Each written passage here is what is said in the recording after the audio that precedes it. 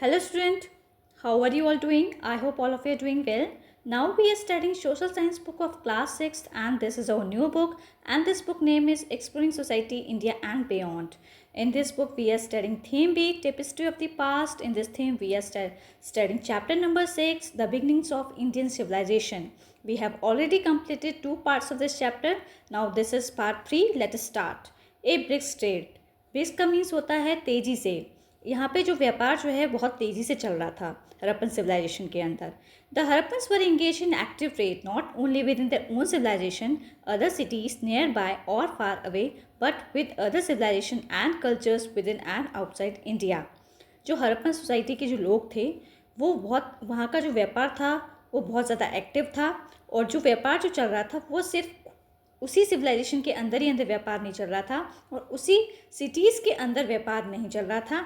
आप देखेंगे जो व्यापार जो चल रहा था वो दूसरी सिविलाइजेशन जो है और दूसरी जो संस्कृति जो है जो इंडिया के आउटसाइड, इट मीन्स जो हमारा देश है उसके बाहर भी अगर कोई और सिविलाइजेशन है दूसरी कंट्री के अंदर तो वहाँ से भी क्या था, ट्रेड चल रहा था. They exported ornaments, timbers, some objects of daily use. तो वो लोग क्या करते थे, जो जैसे कि ऑर्नामेंट्स होते हैं. ऑर्नामेंट्स मीन्स क्या होता है, ज्वेलरी. टिम्बर मीन्स लकड़ी से बना हुआ कोई भी ऑब्जेक्ट हो सकता है. Some object of daily use, और रोज़ जो डे टू डे लाइफ में जो हम ऑब्जेक्ट यूज़ करते हैं ये सारे जो गुड्स हैं इनको एक्सपोर्ट किया जाने लग गया था. Figure 6.11 on page 98. Probably also gold and cotton and possibly some food items. आप देखेंगे फिगर 6.11 जो पेज नंबर 98 पे शो की गई है उसमें आप देखेंगे गोल्ड हो गया. गोल्ड मीन्स सोना. एंड कॉटन के क्लोथ्स भी हो सकते हैं. And possibly some food items, और इसी और भी कई प्रकार के खाद्य पदार्थ. तो ये सारी चीज़ें भी क्या हो रही थी, एक्सपोर्ट हो रही थी. The most favour ornaments were beads of carnelian. Figure 6.10 on page 98. तो फिगर आप 6.10 जो फिगर है पेज नंबर 98 पे आप देखेंगे, इस पर आपको जो कार्नेलियन जो है बीड्स की बनी हुई होती है वो आपको पिक्चर शो की गई है. ठीक है, ये आप देखेंगे रेड कलर से ये जो है कार्नेलियन बीड्स ऑफ कार्नेलियन को शो किया गया है. Figure 6.10 Harappan beads of carnelian beads exhibited at Susa, present day Iran. तो ये जो है जो बीड्स को एक्सकेवेट किया गया है, ये जो सिविलाइजेशन जो है ये मतलब जो एरिया जो है जहाँ से इसको एक्सकेवेट किया गया है ये ईरान के अंदर है प्रेजेंट डे. तो ये क्या हैं, ये बीड्स हैं. किसके बीड्स हैं, ये कार्नियल के बीड्स हैं. ओके, ये सारे बीड्स हैं. यहाँ पे क्या किया इन्होंने, बीड्स से एक माला बनाई है और ये सारे बीड्स कार्नियल के बीड्स हैं. ओके, तो इनको एक्सकेवेट किया गया था.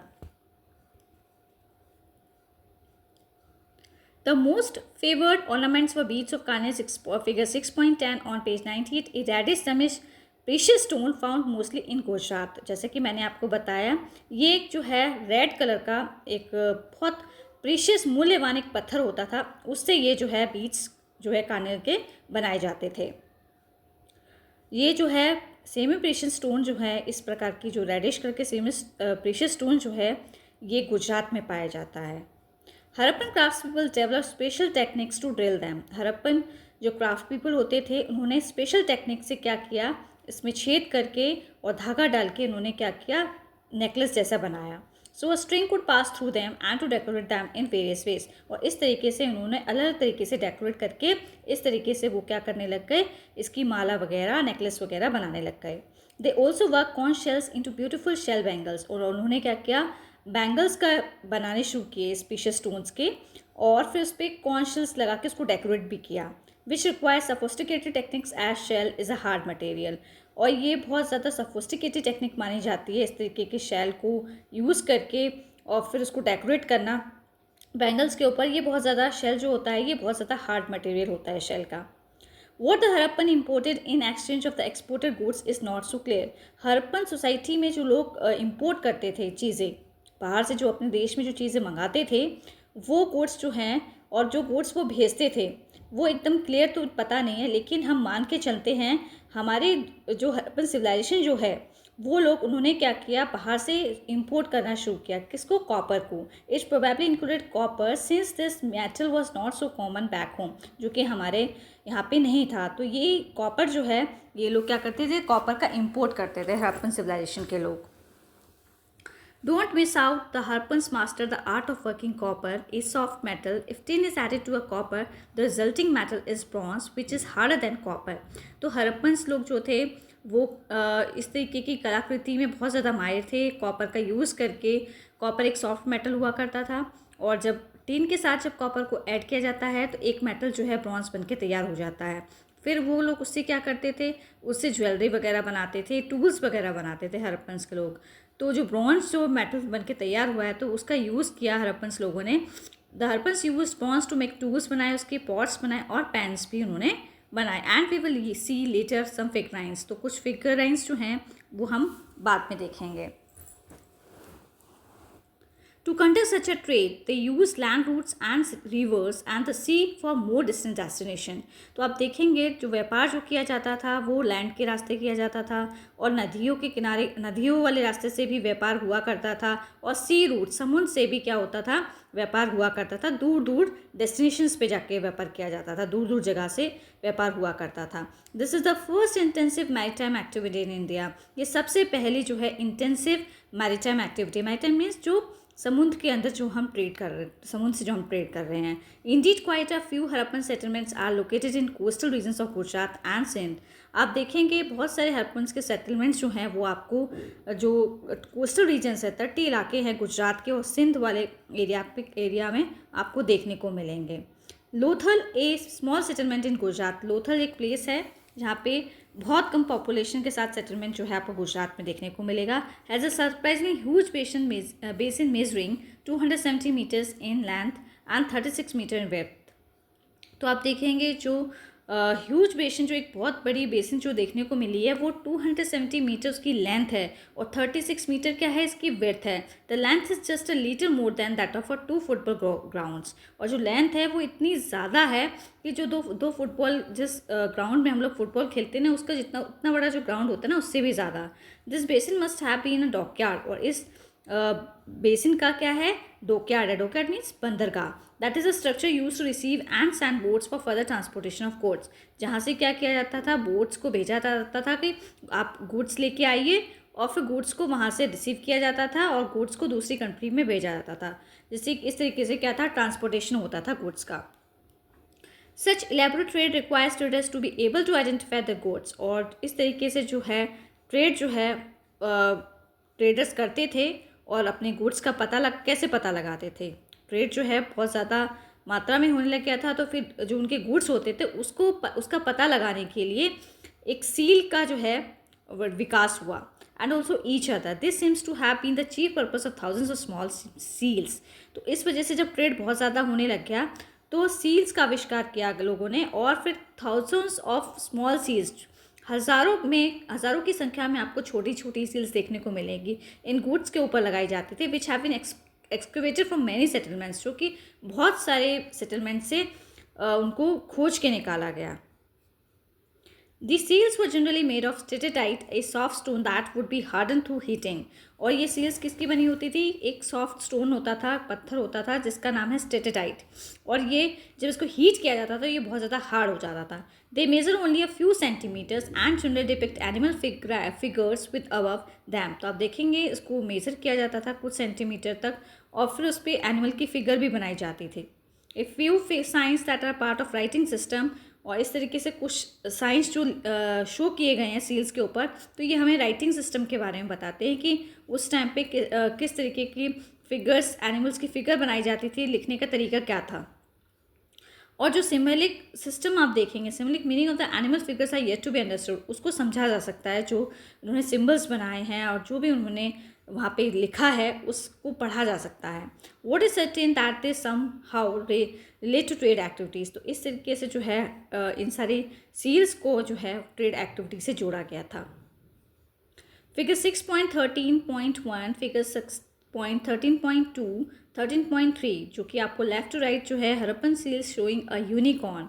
फर्स्ट आप देखेंगे जो हरप्पन की सील्स हैं उसमें आपको यूनिकॉर्न की पिक्चर देखने को मिलेगी और कुछ सिंबल्स बने हुए हैं। और आप सेकंड सील देखेंगे तो उसमें आपको बुल शो किया गया है, एनिमल, ठीक है।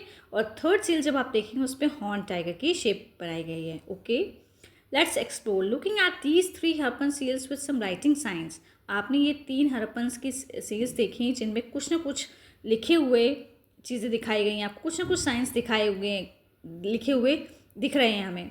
What goes through out your mind, और आपके माइंड में क्या समझ में आ रहा है आपको, जो इस वहाँ पे लिखा हुआ है और जो पिक्चर्स उन्होंने ड्रॉ की है सेल्स के ऊपर से आपको क्या समझ में आ रहा है। Would you like to suggest any interpretations, क्या आप और भी इसके बारे में कोई व्याख्या देना चाहते हैं। लेट योर इमेजिनेशन रन, तो आपको ये अपने आप सोच के आपको ये बताना है, ठीक है। तो ये आपको एक्सप्लोर वाला ये क्वेश्चन है, ये आपको खुद करना है। The lives of the ancients, पुराने ज़माने में जो लोग हुआ करते थे तो वो लोग किस तरीके के ऑब्जेक्ट्स यूज़ करते थे उनके बारे में हम देखने वाले हैं इस पेज पे। Archaeologist have unearth many objects made and used by Harappans. Archaeologist ने क्या किया, बहुत सारे ऑब्जेक्ट्स को खोद के निकाला जो कि हड़प्पन्स के लोग यूज़ किया करते थे। ऑब्जेक्ट्स ऑफ डेली यूज़ में सबसे पहले आप देखेंगे फिगर 6.14.1 टॉप पे आपको दिखाई दे रहा है, ये एक ब्रॉन्ज का मिरर है। ओके, ये जो है आर्कियोलॉजिस्ट ने इसको अनअर्थ किया है और ये हड़प्पन्स लोग यूज़ किया करते थे इस ब्रॉन्ज मिरर को। नेक्स्ट आप देखेंगे 6.14.2 पे आप देखेंगे राइट में आपको जो पिक्चर शो की गई है ये है टेराकोटा पॉट।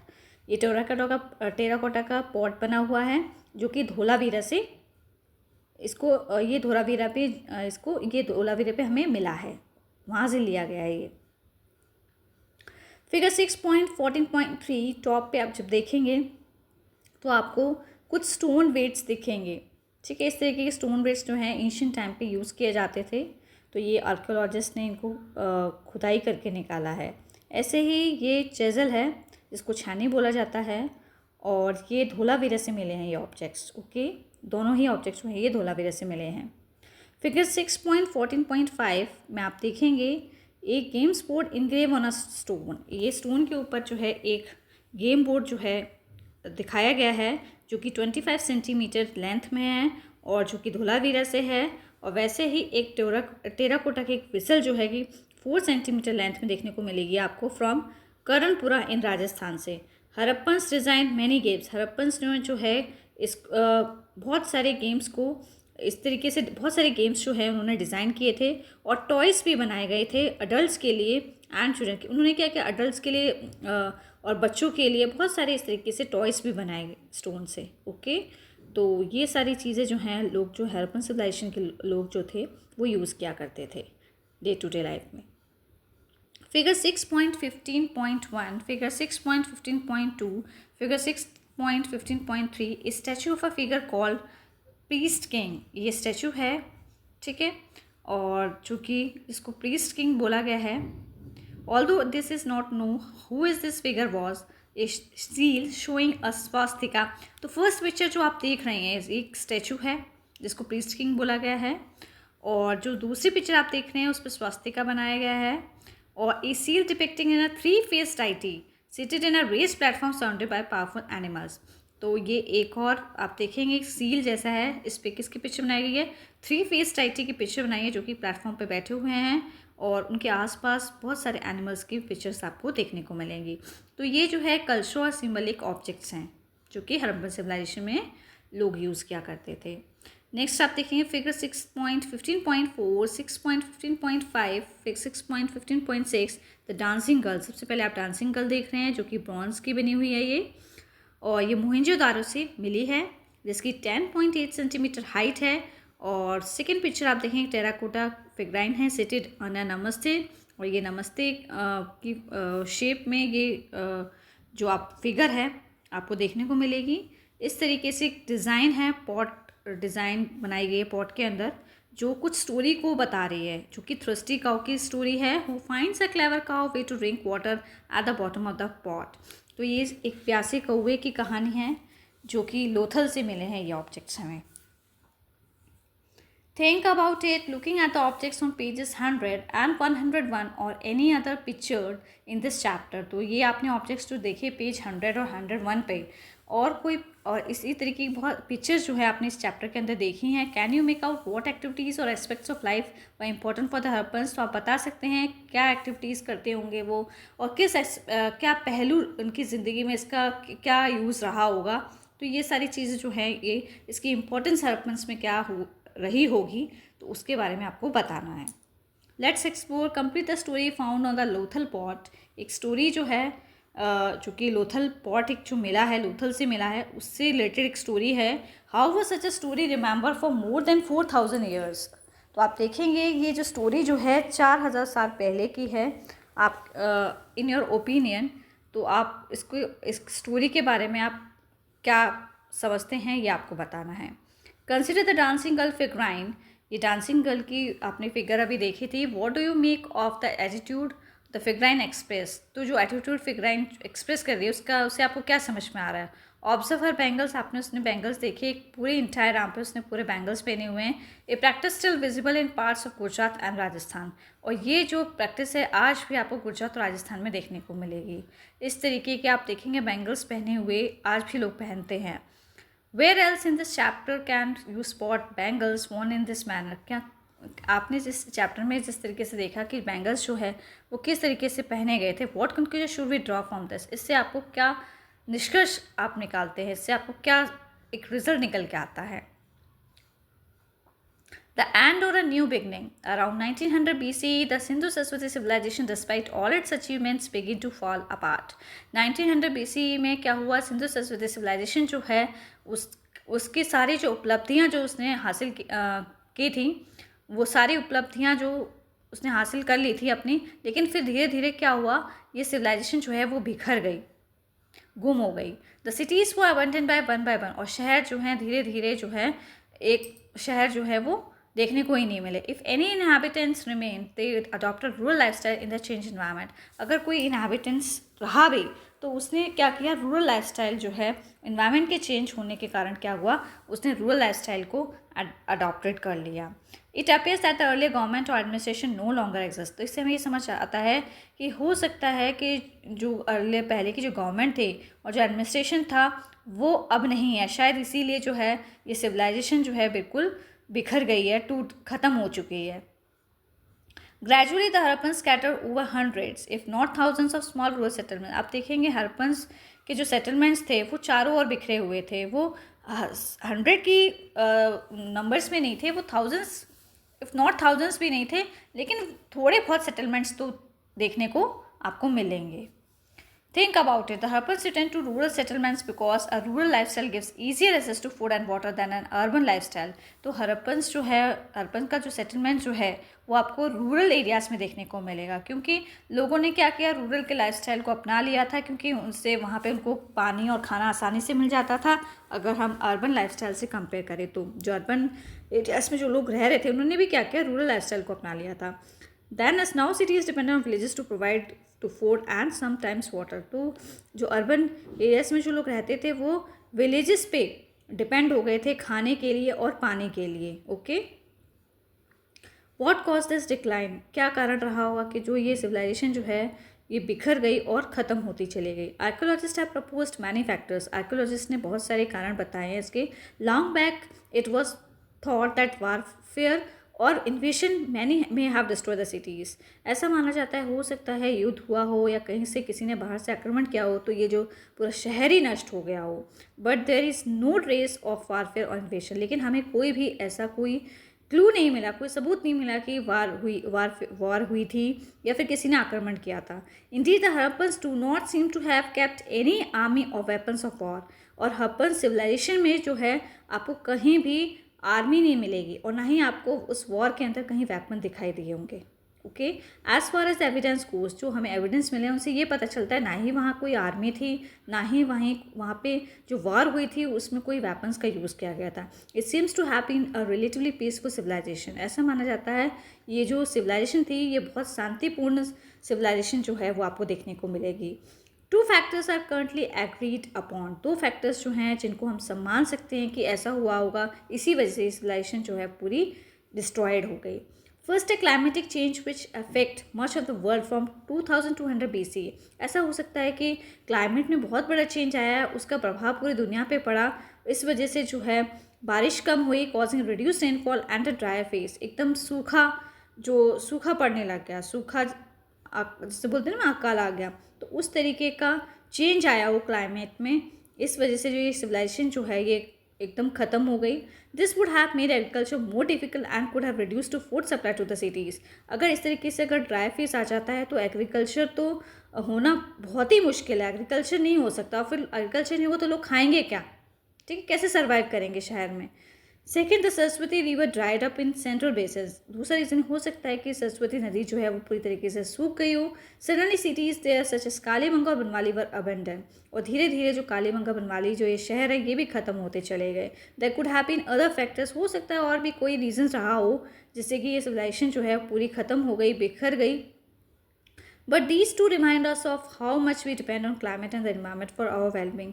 तो ये इन सिविलाइजेशन जो इस सिविलाइजेशन के बारे में जो हमें पता चला है, दो फैक्टर्स जो हमें पता चले हैं उनसे ये पता चलता है कि इसका प्रभाव रहा होगा, इसी वजह से जो है इतना बड़ा हमें चेंज देखने को मिला है। ऑल्दो द सिटीज़ डिसअपियर्ड, सारे शहर जो है बिल्कुल ही ख़त्म हो गए। Much of the Harappan culture and technology survive and was passed on to the next phase of Indian civilisation. जो हरप्पन की कल्चर था, हरप्पन का टेक्नोलॉजी थी, वो आज भी सर्वाइव है। वो दूसरी सिविलाइजेशन में आप हमको देखने को मिलती है, which we will explore in a future chapter, जिसके बारे में हम जो आगे जो चैप्टर आएगा उनमें पढ़ेंगे। बिफोर वी मूव ऑन, इस चैप्टर की हम समरी देख लेते हैं। The Indus Harappan or Sindhu Saraswati civilisation is one of the oldest of the world. जो हरप्पन और सिंधु सरस्वती सिविलाइजेशन जो हमें देखने को मिली है इंडस नदी के किनारे, ये सबसे पुरानी सभ्यता मानी जाती है पूरी दुनिया में। It's inhabitants the Harappans, inhabitants में जो लोग हरप्पन सिविलाइजेशन में रहते थे, क्रिएटेड प्लान सिटीज़। उन्होंने अपने शहर को इस तरीके से प्लान किया था कि वहाँ पे with efficient water management system, वहाँ पे पूरी तरीके से एक अच्छी तरीके से जो है वाटर पूरे मैनेज करके पानी जो है लोगों तक पहुंचता था। बहुत अच्छा सिस्टम था वाटर मैनेजमेंट का। डाइवर्स क्राफ्ट, लोग जो है विभिन्न प्रकार के क्राफ्ट्स किया करते थे। एंड अ ब्रिक्स ट्रेड, और ट्रेड जो है वो तेज़ी से व्यापार भी चल रहा था। A productive agriculture brought a variety of crops to the cities. और इतना ज़्यादा एग्रीकल्चर हो रहा था तो लोगों को भी शहर तक, एक शहर से दूसरे शहर में भी हम विभिन्न प्रकार के क्रॉप्स जो हैं वो एक्सपोर्ट कर रहे थे। The civilization eventually declined probably because of the climatic and environmental changes। आप देखेंगे सिविलाइजेशन जो है वो धीरे धीरे बिल्कुल बिखर गई, कम होती चली गई, ख़त्म हो गई, क्योंकि जो है क्लाइमेट में बहुत बड़ा चेंज देखने को मिला, इन्वायरमेंट में बहुत बड़ा चेंजेस देखने को मिले हैं। People return to a rural lifestyle, लोग जो है वापस से क्या उन्होंने अपना लिया, गाँव का लाइफस्टाइल अपना लिया था। Now this chapter is complete and in next video we will do question answer of this chapter. Thank you. Please like and subscribe my channel because it motivates us to make videos.